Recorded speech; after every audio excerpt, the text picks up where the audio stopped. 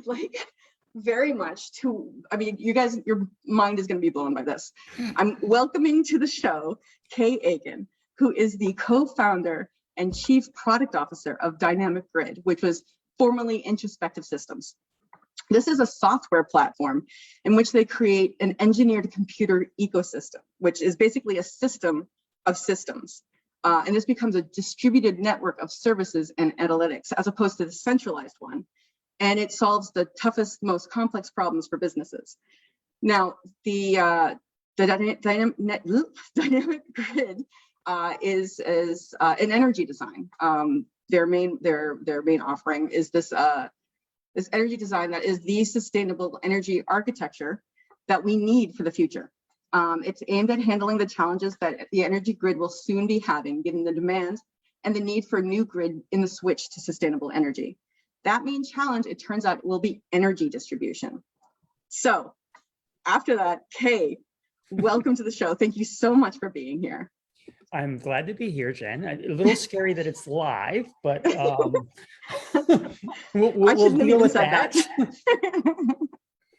No, this is great. So first, Kay, could you tell us a little bit more about Dynamic Grid?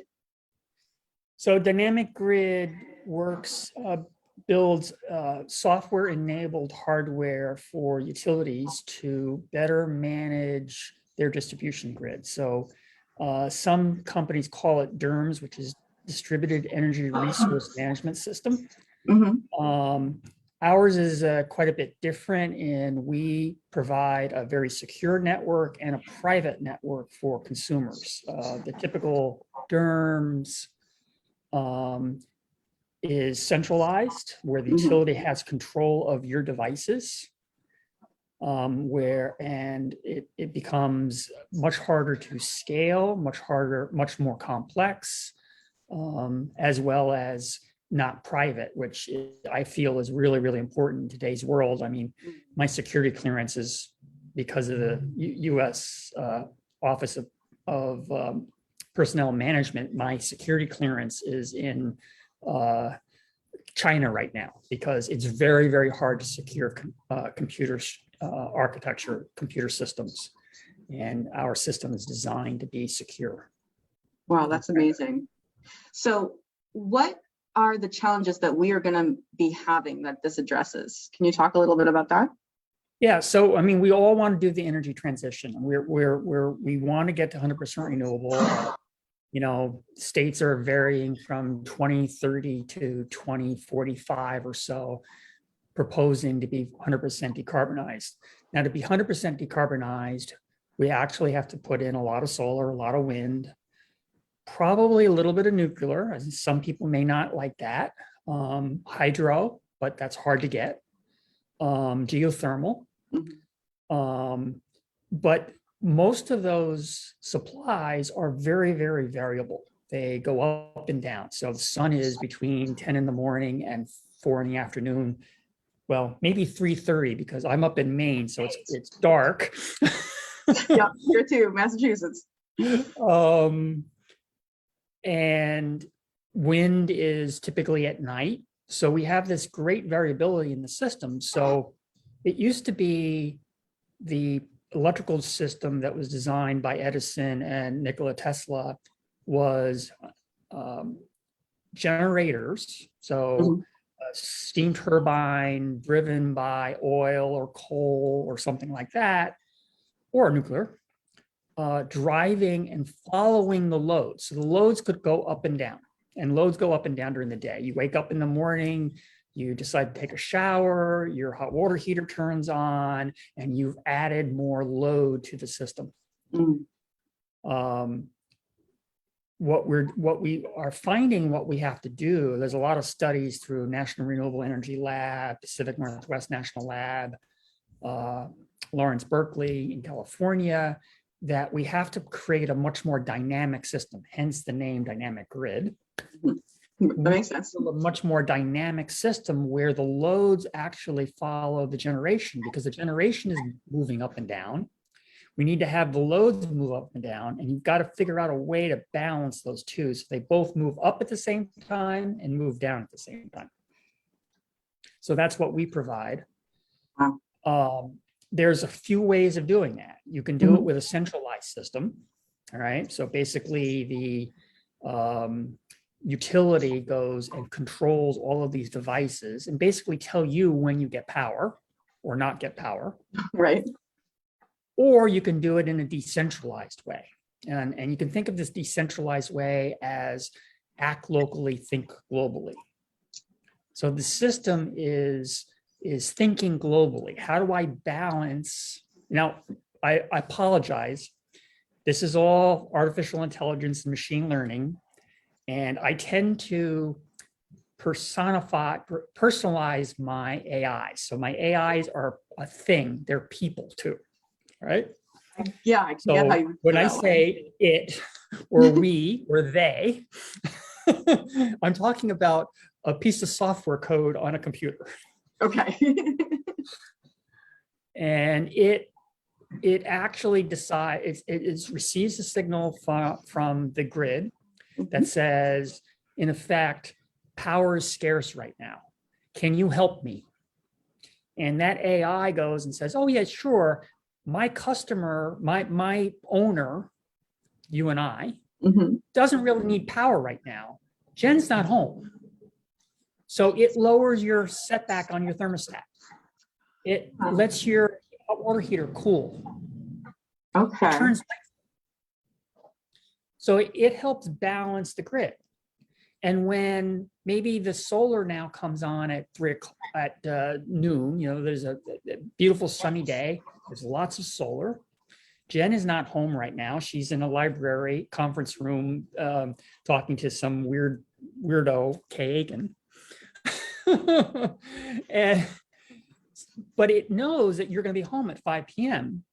So it actually starts heating up your hot water heater before, while there's solar available.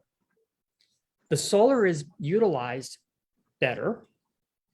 The excess power is absorbed in your hot water heater. And now when you get home, you have a nice warm hot water tank. Thank God, that's so cool. Yeah, and this is all done autonomously and decentralized. So we have small devices that sit on your air-to-air heat pump to heat your house, on your hot water heater. Theoretically, you can go to your refrigerator.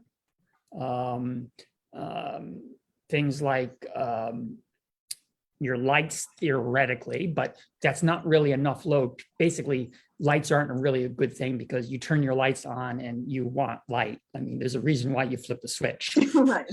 You like to see. But your heating system can actually fluctuate.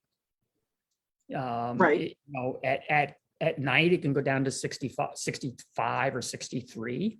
During the day, it can go down to 65, 63 because you're not home.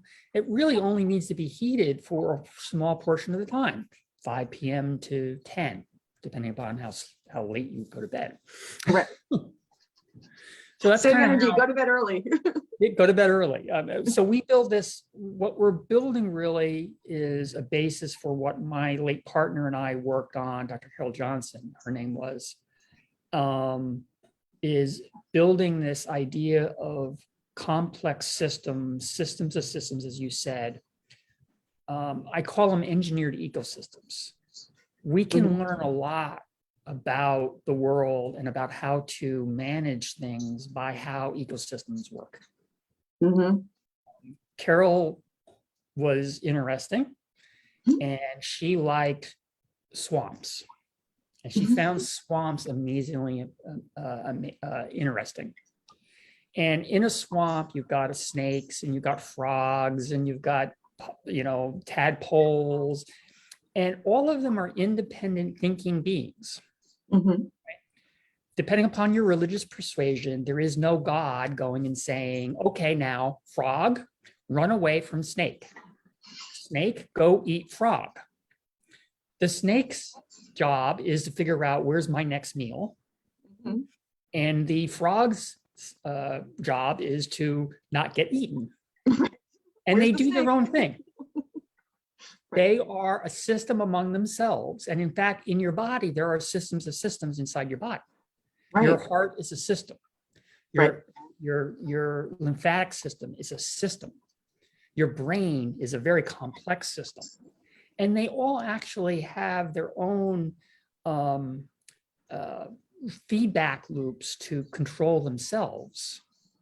Right. So we use those kind of ideas to build complex systems and build a new electrical grid, which is going to help get us to 100% renewable. That's just incredible. Looking at the things in life that work, and then you think that, yeah. Yeah, I have a really, really interesting story. So Carol was a geophysicist by training, Caltech. Mhm. And then she went on to work for the US Geological Survey and went on to Hawaii Volcano Observatory, became a professor at the University of Hawaii.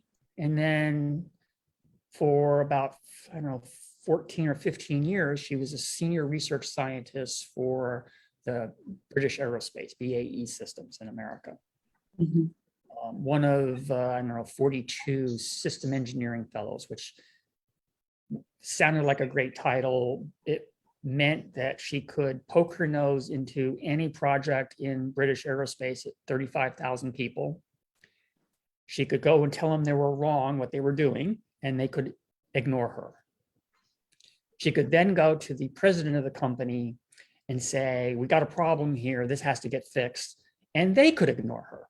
So while it was a phenomenal honor to be a systems engineering fellow, it didn't give you a lot of power. Right.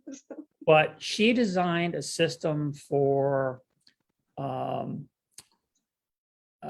looking at two things. One was find mines for the Office of Naval Research in what's called the littoral combat zone. Basically, it's the surf zone. It's where the waves crash onto the beach. And this was green so that they could find, if they were trying to do an amphibious assault, they could find the mines. And then the other part of that was finding submarines in the ocean using photographic process. So basically it was hyperspectral imaging. So this is hyperspectral imaging is the human eye sees in, let's see, red, yellow, orange, 7 spectral, I think. Yes. Yeah. Red to purple. And purple, yeah. And hyperspectral looks at 10s, 15, 20, 100. All right. So they very, very finely just split out the visible spectrum and actually go into the infrared and go into the ultraviolet. Okay. And then you do it very, very fast. Some of the cameras they were using were 1,000 frames per second. Wow. And he found submarines this way. Wow. And I don't know, my clearance wasn't high enough, so she couldn't tell me how deep she could see a submarine. I suspect it was somewhere between 400 and 600 feet deep, just from an aerial platform flying over the water. An aerial platform flying over the water. Yes. It happened to be a P-3 Orion aircraft, a 4-engine patrol aircraft the Navy has. That's incredible. But the interesting thing about it was she got the idea of doing it from nature. She received the idea came to her from a very, very interesting shrimp called a manta shrimp. It's a tropical shrimp, which has the most advanced eye of all of nature. And it can do some really, first of all, it looks in 27, I think it's 27 spectra. And a shrimp. In a shrimp. And it also sees polarized light. That's how it kills its prey. Okay. So it's in effect seeing a very broad infrared and ultraviolet. It's seeing a very broad spectra. So it can see a lot more information than the human eye can, as well as see light that when it's coming down, it's in the water, obviously. Light comes down through, gets spread, gets polarized because of the ocean. So it can Right. actually see those differences. So it hunts through polarized light. So she used those concepts, including some other concepts from astronomy and in other places, and combined them into this sensor for the Office of Naval Research to find submarines.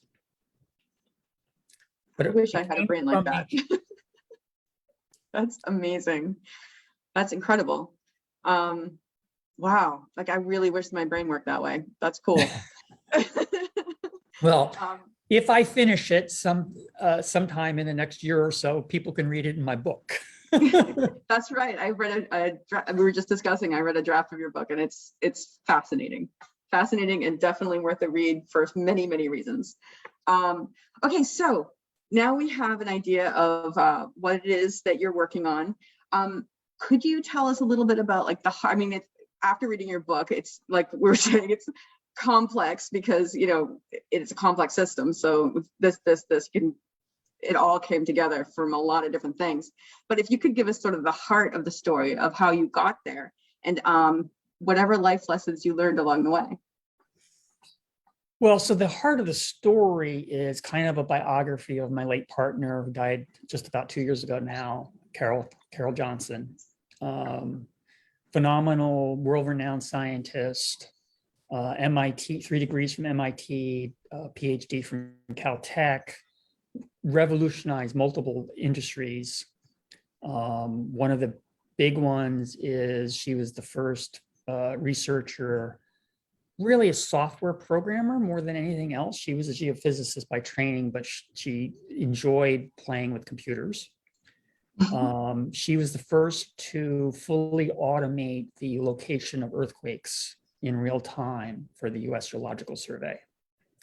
Currently, our software is the core algorithms for the National Earthquake Information Center. So we locate for first responders, damage assessments, et cetera. We can locate and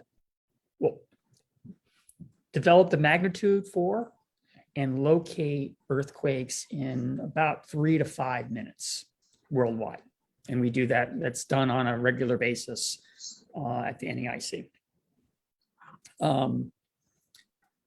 So what was the question again now? I'm sorry, I lost track. The heart of the story that got you to where you are, the dynamic grids and what you're doing. So Carol was this phenomenal scientist. I actually got an energy engineering degree from Penn State. I was the first graduate, one of 3, who graduated from Penn State in energy engineering. It was a brand new degree, basically sustainability engineering. So I was very interested in architecture, and I was interested in the idea of sustainable architecture. Many, many years before it was as important as it is now. I would argue that it was still as important. People just didn't know it. People just didn't know. That's right. And the program actually lasted only 3 years until from 87 to 90, roughly. And then they resurrected it again in 2005, 2006, when it became, okay to do it again. I was actually interviewed yesterday by a professor at Penn State who's doing a paper and was asking me some questions. And, he said, so you realize that your degree came from the school I'm at? I said, oh yeah, I know, we started it. Yes, I'm aware. But graduating in 87, now you know how old I am. Graduating in 87, none of us could find jobs because it was passive solar design, architecture, photovoltaics, a little bit of wind, a little bit electrical, a little bit of mechanical. And the electrical engineering community was like, well, you don't have enough electrical engineering. I'm not hiring you. There's others that are better. Mhm. The mechanical engineering people were like, well, you've got some mechanical here, but yeah, you really don't fit. You don't have Right. enough. Right. And You're before then, your time. yeah, and there were no sustainability engineers. There was Right. nobody interested in that stuff. So none of us could find jobs. I mean, we all found jobs in a way. I created my own job in spring of my last year. So I graduated in December. So it was spring. It was this second to the last semester for me. Mhm. I was in a class on passive solar design. Now, I had started out in architecture at the University of Miami. Couldn't afford it anymore. Stupid 18-year-old gave up a full scholarship from the U.S. Navy. Well, hindsight. Well, I just at the last minute, I decided I didn't want to give them 15 years of my life and design warehouses and docks for the rest of my life. Yeah, I think that's fair. So I moved back home to Penn State, to Pennsylvania. Decided to try to go back to architecture at Penn State. Couldn't get into the architecture program there. Found this energy engineering degree and went, oh wow, that's perfect. This is what I want to do. Mm-hmm. So I took my passive solar course in the spring of my senior year, and I started the course. And the professor, I kept peppering him with questions. And after about 2 or 3 weeks or so, he said, what's your background? Mm-hmm. And so we got talking. He already knew me, but he said, do you want to teach the course for a while? So I don't remember now exactly, 6 or 8 weeks or so, middle of the course, he and I built lesson plans and I taught the course. Wow. Because I knew more than the professor did on how all of this worked. Wow. So that was the start. And from that, one of the other students who graduated with me said, my brother wants to build this super insulated double envelope home in Pittsburgh area, and he can't get anybody to design it. Nobody understands. Would you do it? So in my senior year, I designed my first house. And that started my design build business, which I ran 2 versions of it, one in Pennsylvania and then one in the DC area for the next 20 years or so. Started to get into a rough spot personally in 2005, 2006, and just got tired of working 16 hours a day and doing business. Kind of started trying to get out of it, got into a really dark place, and happened to meet Carol online. And she took me away to Hawaii. So I basically retired for 3 years and laid on the beach. That didn't last long because I'm a type A personality. Right now, I'm the same way. It's like retirement. Oh, yeah, exactly. It's like, oh, this is nice. What else can I do? What else can I do? I got to do something. Yeah. And I guess the genesis of the company started in a 21st floor of the Pioneer Building in downtown Honolulu. It was about 3 blocks away from our condo. And it was I guess you could call it a gentleman's club. They allowed women. Nice of them. But it was the business club, the Plaza Club, it was called. And we were having lunch. We had our own table basically there. We'd always sit in a certain place. And we had lunch with the director of business development for Asia Pacific for British Aerospace. And we were talking about, excuse me, I got it. Yep. And he was talking about some opportunities that were coming up on military bases. One of them happened to be Hickam Air Force Base, and Hickam Pearl Harbor Air Force Base now, I think it's called. And they wanted to go to 100% renewable in 2008. And Carol was in the middle of doing a project that I can't mention, and using AI to, I can tell you basically what it does. It used machine learning to provide a platform for surveillance for the Navy, using multiple platforms at the same time, and they were networked. So basically how we're rebuilding the electrical grid, we're building a network. And we got talking, and Carol and I was realizing, because my background was energy, obviously, hers was complex systems and geophysics and all kinds of stuff like that. And we started going back and forth, and we're basically batting ideas back and forth about how to solve the problem. And that was kind of the start of Dynamic Grid, of how do we build the smart grid? How do we truly, everyone talks about the smart grid. Right, they do. The smart grid has been around, the idea of the smart grid has been around for 10 or 15 years now, but no one's really done it. People have added intelligence in ways, but they've never really built an ecosystem. When we started talking about ecosystem, and a guy named the business development director for Asia Pacific is called John Chen. And he said, you two are dangerous together. And I guess while I have an engineering degree, Carol was truly the scientist. I have a science mind. I think about things from a science standpoint. And I believe that's how innovation actually happens. You have to have a very strong foundation of science to do innovation. But you also need to be able to see connections. You need to be able to see the linkages between things. Right. And that's what real innovation is. And then there's the practical knowledge too.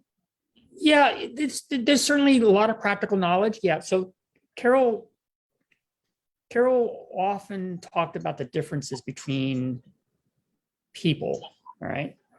Not people, all people, but people in this space. Okay, so call it the science space, the science and the STEM space. Science, right. STEM. Yeah. And she saw three types of people. She saw scientists, applied scientists, and engineers. Okay. And in order to do anything, you have a starting point and an ending point. If you want to go to the mall, you have a starting point, your home, and you have the mall, right? Right. And Google's very, very good at telling you what's the quickest route. That's what engineers do. They're given an A, and they're given a B, and they find the best, easiest, most efficient route between the two. Right. Scientists are given a starting point and told, go wherever you want. So scientists tend to study. They look at the human body, they dissect it, let's say, if they're, pathologists, and they look at it and go, oh, wow, this is cool. A heart. Wow, what does this do? And they write a paper about it and they go, success, I learned something. But is there any practical knowledge to that? Right. What Carol was applied scientist, and I like to consider myself the same, is we're given a problem to solve, a B, and said, start anywhere you want and find the solution. So we started, the parent company of Dynamic Grid was called Introspective Systems. And the idea behind it is, one, I've learned through lots of therapy to be introspective of myself. And I think I strongly believe in therapy. Me too. You need to think about yourself. You need to think, what are my motivations? Why do I do these things? I guess I have a lot of scars from my father. My father was a very, very hard person. So I end up having to fight and battle that. Yeah. Growing up in that environment.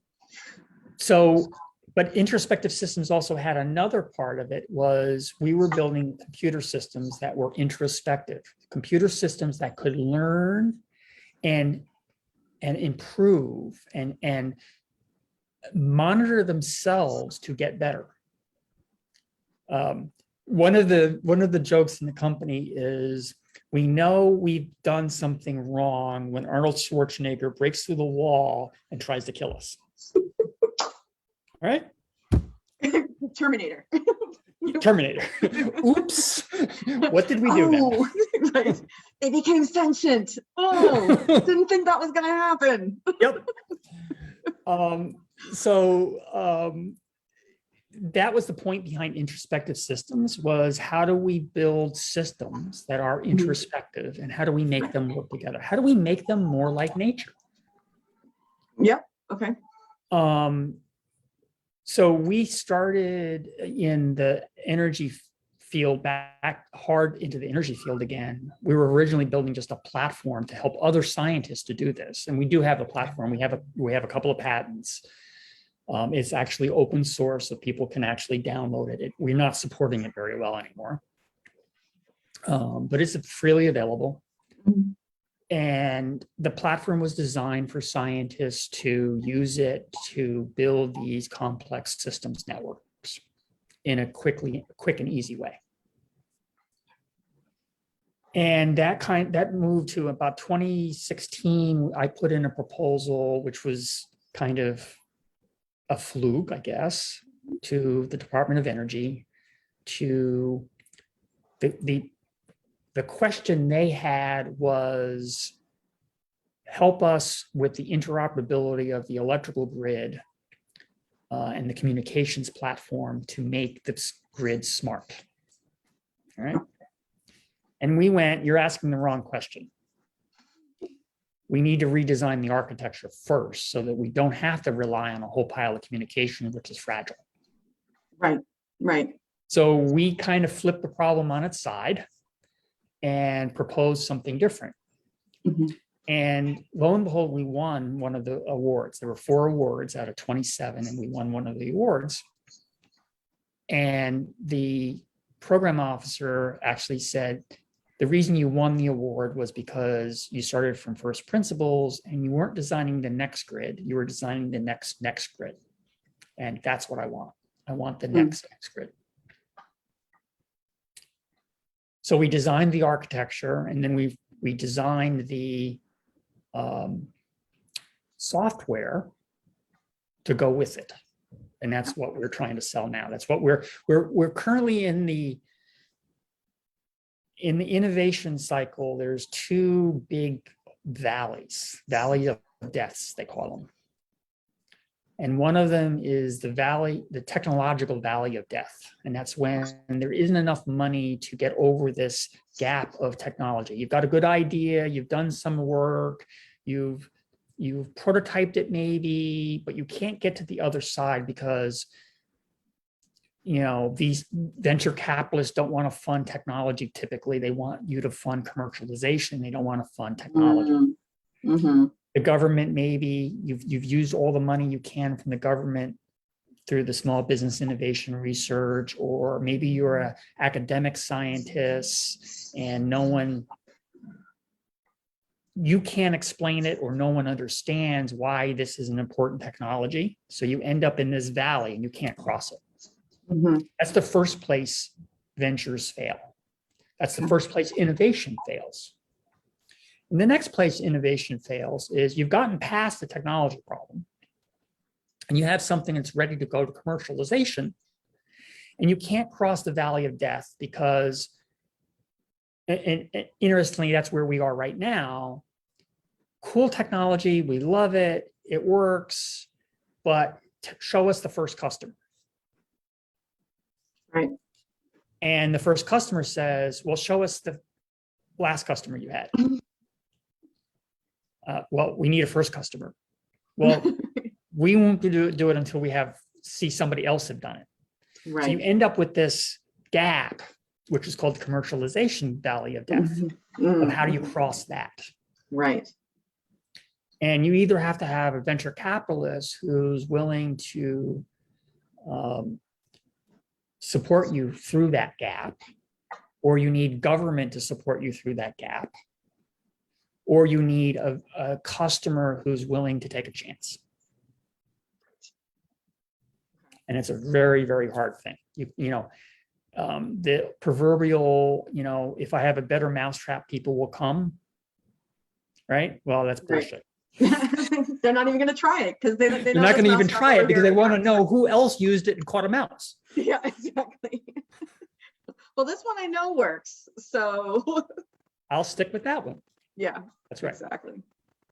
So dynamic grid is really concentrated on the very last mile of the electrical grid. How do we take loads and make them dynamic grid, Mm-hmm. to help balance renewable energy in Right. real time? And this is an area that we feel is really, really important.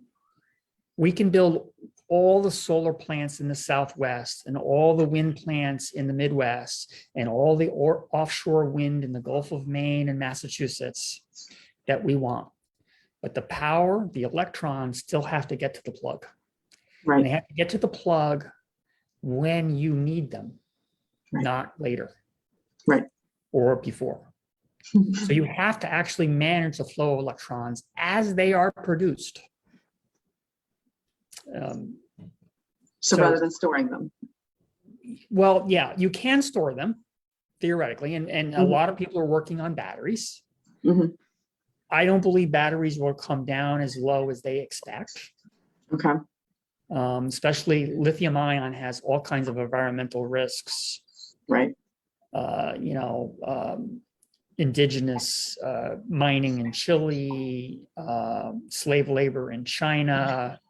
We're putting a product that is produced by slave labor in China in our cars. And we talk about human rights.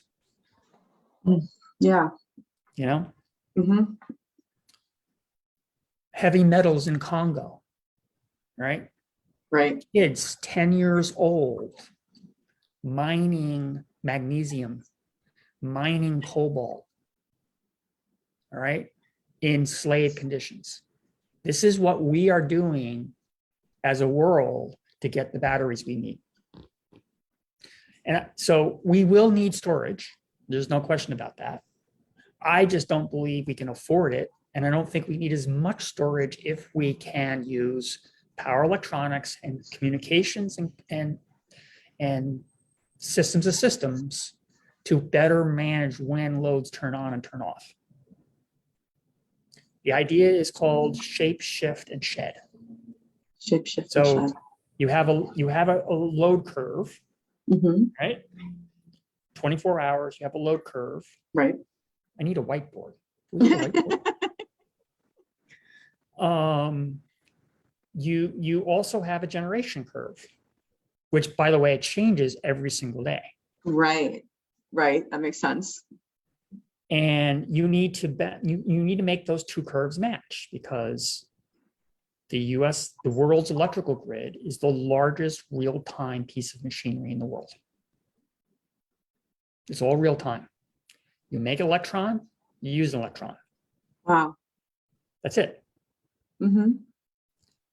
And so we have to balance that, and we have to balance it across grand scales, across every single mile of electrical grid we have, everywhere in the world. We have to manage this.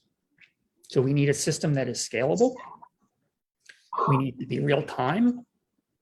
And we have to have it, most importantly, adaptable. It has to adapt to changing conditions. Right. And in my mind, it also needs to be secure, because electricity is life nowadays. Right. We wouldn't be doing this without electricity. And I think it needs to be private. Mm-hmm. So I don't believe, at least I don't want myself in my house being monitored by a utility. I'm completely in agreement there. Or them telling me that you can only use power now, or wait it half an hour to use. I want to use it now. I want to make the decision on whether I need power. Right. It's interesting. In a way, Nest thermostats are kind of our competitors in some ways. Okay.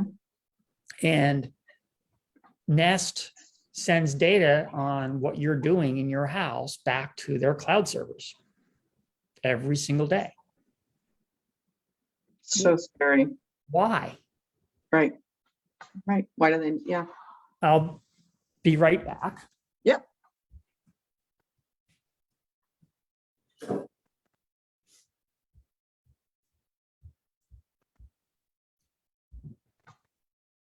This is a little processor. Okay. All right. These are communication devices. Actually, the communications is bigger than the processor. This is the processor. This has enough AI to do in it to do what 10 years ago was impossible. Wow. A Nest thermostat has a little processor like that. Okay. They have all the power in the world to manage your energy inside your house, right on that chip. So why are they sending data back to the cloud? There's no reason for it. They want to know what you're doing. Exactly.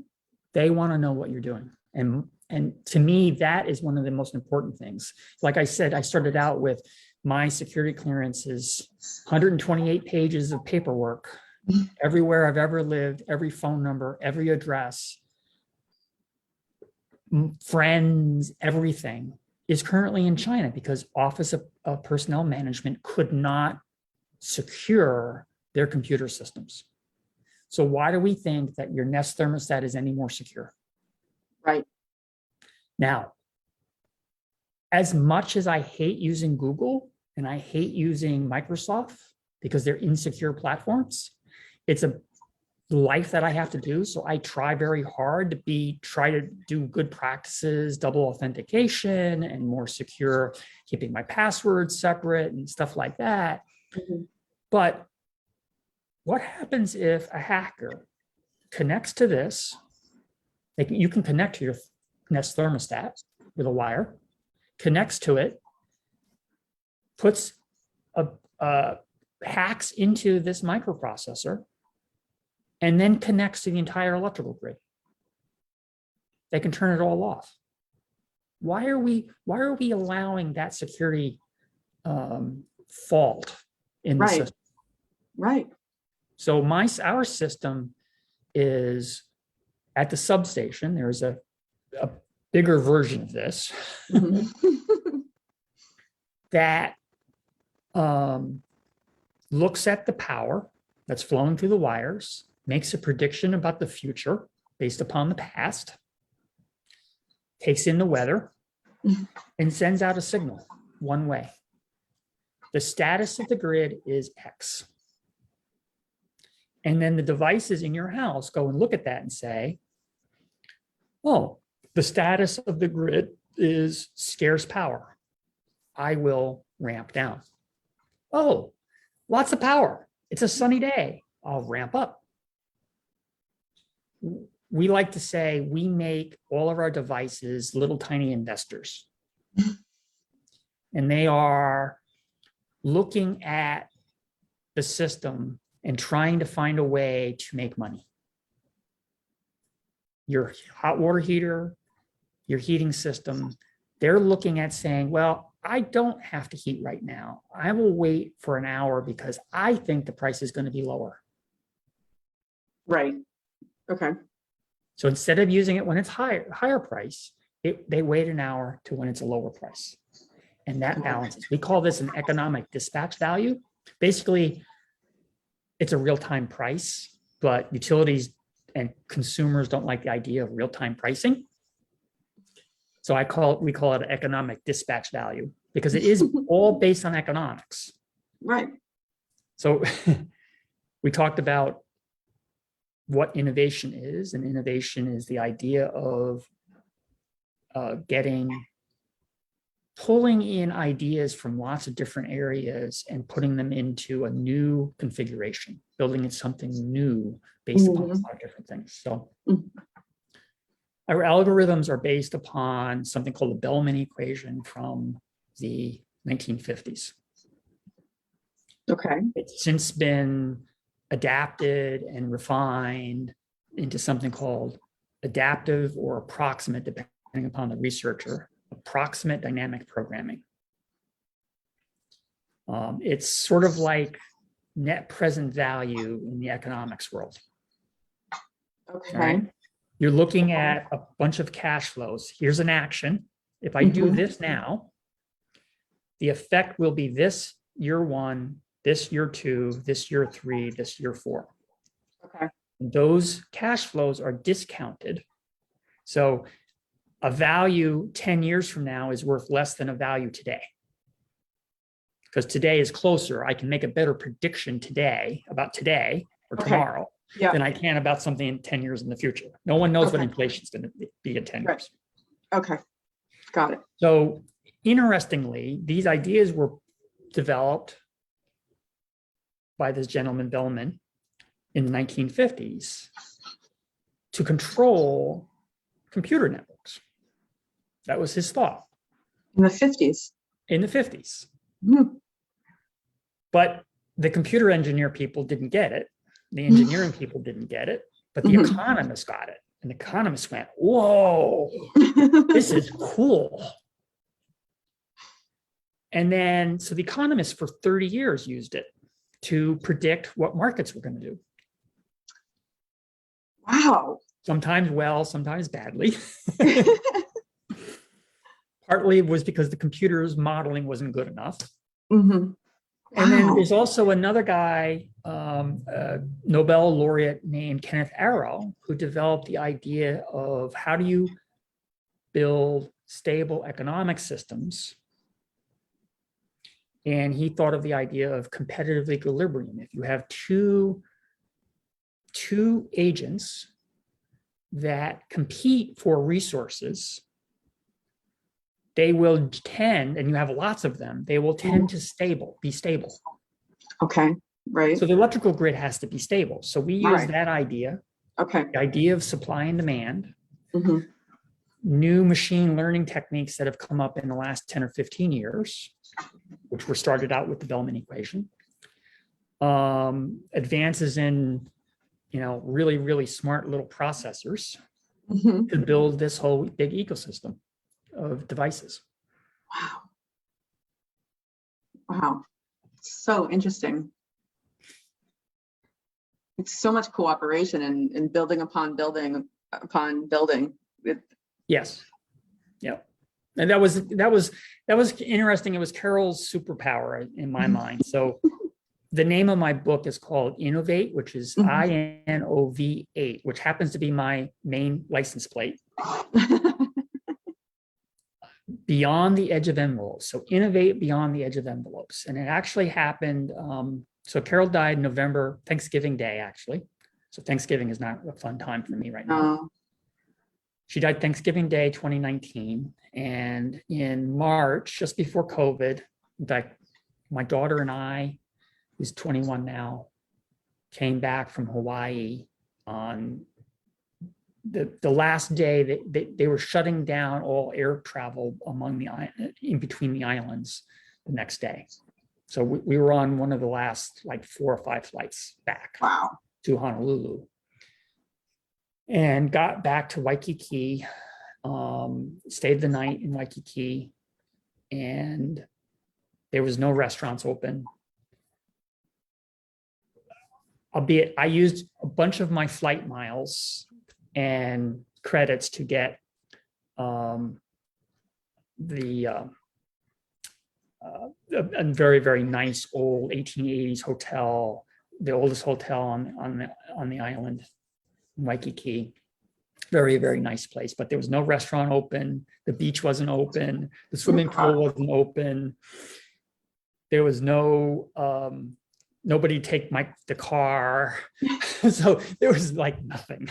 They still charge us full price. I still haven't figured that one out.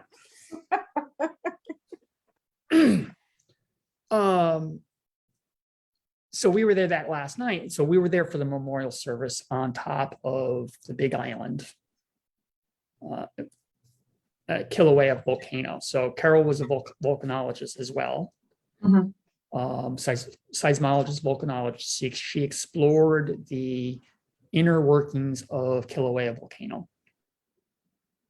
And she was able to use seismology to actually track how the magma chamber changed with time. She's in effect taking an X-ray of the Earth using little, very, very small earthquakes. And we took a small amount of her ashes, and one of our favorite places was called, we call it the Mushroom Farm. It was the 1973 eruption down the, 1973 eruption. I can't remember, Penna eruption, 1973. And there are these, it used to be a forest, and there was a big crack that opened up, and lava for a couple of weeks just flowed out everywhere, burned all the foliage away, but what was left were the stumps. Because the lava was so quickly flowing, they actually hardened around the trees. Oh, wow. And they're called tree molds. Okay. And there's a forest of them up here. That must be on amazing. Kilauea. And they have these wonderful, fantastic shapes. So we would sit there and have a picnic and go, oh, well, there's a cloud, and there's a mushroom, and there's a doggy. Look at the tail. And we would imagine, it's sort of like looking at cloud. You lay on the back and you look at clouds and you imagine all these fantastic shapes in the clouds. Well, we did imagined all these fantastic shapes in these tree molds.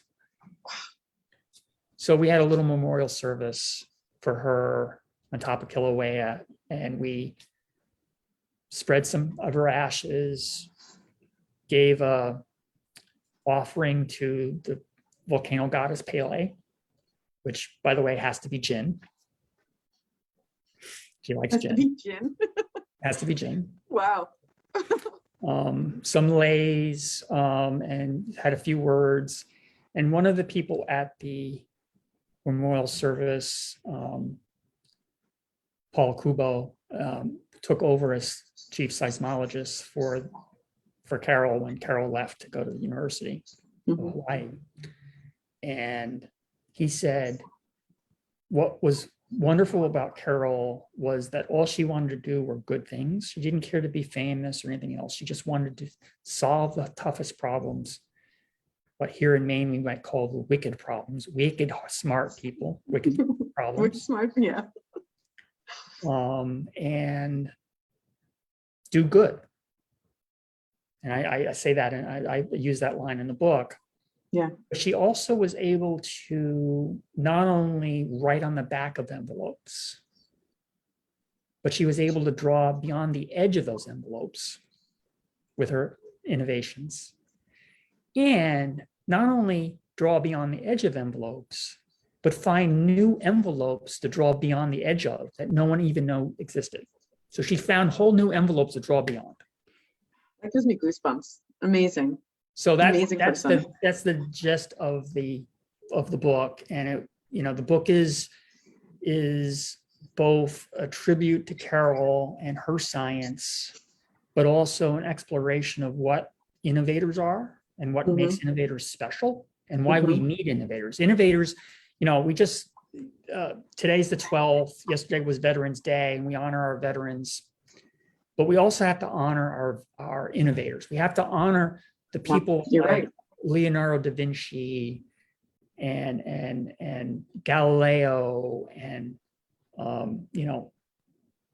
Jonas Salk. These are the important people. But not just them. I think innovation is in everybody's heart. It's how you look at the world. Don't get stuck in your preconceived notions. Carol talks about the idea of putting your life through the needle of through the eye of a needle. Don't do that. Right. Always get rid of the needle and look at what the tree of life, the idea of the tree of life. And there's lots of branches on the tree of life. There's lots of ways to be happy. And if one branch fails, go find another branch. because there's another way to be happy. Yeah. And that's one thing that Carol taught me.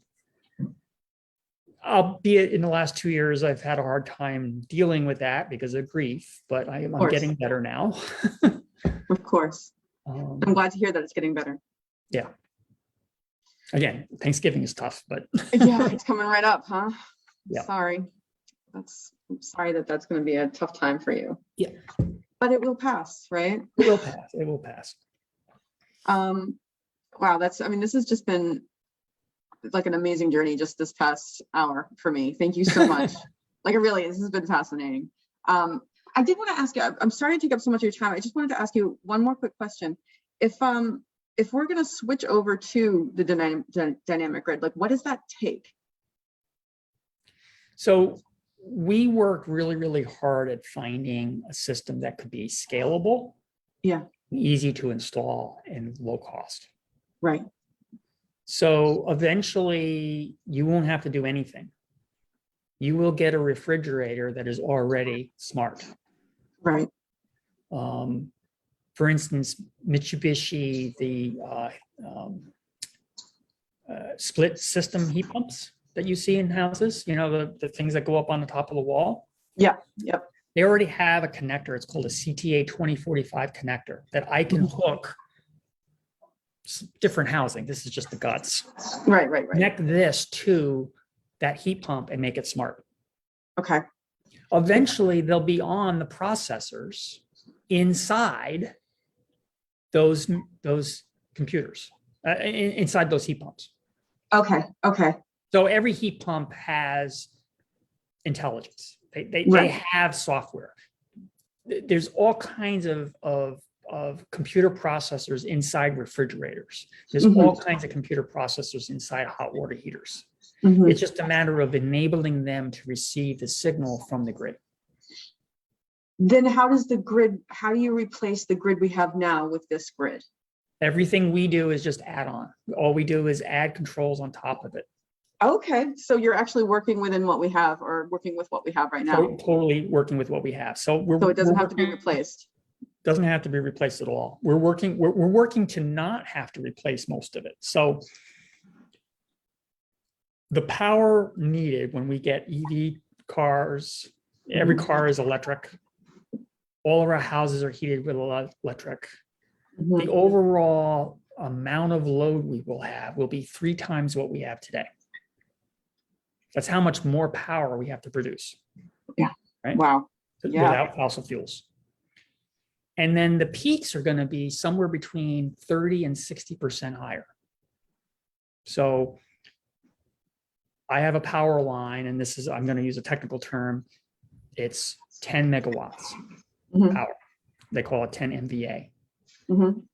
In the future, it's going to be 16 MVA, 60% higher. Okay. All right. Yeah. The problem is the wires were designed for 10. We have to rebuild all of our wires. Right. Yeah. But that peak only happens for an hour or 2 a day. So if we can, to use a COVID phrase, level the curve, all right? Right. Instead of making it peaky, we make it flat, or as flat as we can. We can stay under the capacity of lines and not rebuild them. So we estimate, so if we can deploy across the entire country, we can save the country somewhere between $250 billion and $400 billion in infrastructure improvements. So it's important for people to know that this isn't just it would be nice thing, that it's we need to do this. We need to do this. We need to do this, or every single one of our streets is going to be ripped up. New poles, new wires, new transformers, and typically, because of our regulatory schemes, they're done again. We're working on developing a project up here in Maine where they just finished rebuilding all the power lines 5 years ago. Okay. And based upon the projections of the adoption of EVs and heat pumps, they're going to need to do it again in 5 years. So every 5 years for the next 30, they're going to have to keep rebuilding all these lines. Okay. Well, there's no reason for us to do it. Put Right. our controls in. Now, you will still have to build new infrastructure here and there, Right. but a lot of it will not have to be rebuilt. Now, you mentioned that at this point, you guys are in one of those valleys of death. Yes. If anybody listening to this, and I don't know if anybody listening to this could help, like what would they be able to do? How could they help you? We're looking for good demonstration projects. We're also looking for funding. We're actually thinking about right now, and hopefully maybe January, February, we're going to put out a crowdfunding so that, you know, $1,000 you can own a part of Dynamic Grid. That's awesome. That's going to help. All right. So if anybody by any chance could help you, does have like a project for you, or is interested in investing, how would they get in touch with you? KAY@dynamicgrid.ai. Be very sure it's .ai. So we are an artificial intelligence company. You know, Awesome. there is probably not this one. I don't think this one has been burned in, but there's AI, machine learning on that chip. That's so cool. That's so cool that it's so small. Like, I mean, that's mind boggling. It's like the Twilight Zone. Well, we have, so I don't replace my phones very often. This phone is 5 or 6 years old and has more computing power than the space shuttle. That's crazy. I know it's crazy. In my hand. Right here. And today the new phones are 10 times more powerful. Yeah, my mind just gets blown by that all the time. Well, I don't want to take up any more of your time. You've been so generous with your time. I have enjoyed this conversation so much, and I'm sure other people will too. I'm hoping someone out there would have a project or some funding for you. So I'll put that up in the comments and how to get in touch with you. But thank you so much, Carol. This has been wonderful. Hey, I kept saying, you said Carol. Oh my God. Did I just? It's okay. I was talking about Carol. I talk about Carol all the time, so that's fine. Oh my God, that's so embarrassing. Sorry. That's all right. It's okay. Yeah, I know. I mean, I could be Carol. It would be wonderful if I was. Okay. Oh my God. I mean, she. You know, so just to end on this last note, her obituary. The title of the obituary was "The Smartest Person I Ever Met," and she definitely was the smartest person I've ever met. She must have been an incredible human being. She was. And you paint a beautiful picture. I mean, I was obviously very absorbed into it, so much so that yeah, we went a whole hour. yeah. Okay, let's take this time. I thank you so much. I really appreciate this, and you know, good luck with everything, and I hope we can stay in touch. All right, no problem. All right. Thank you. Thank you.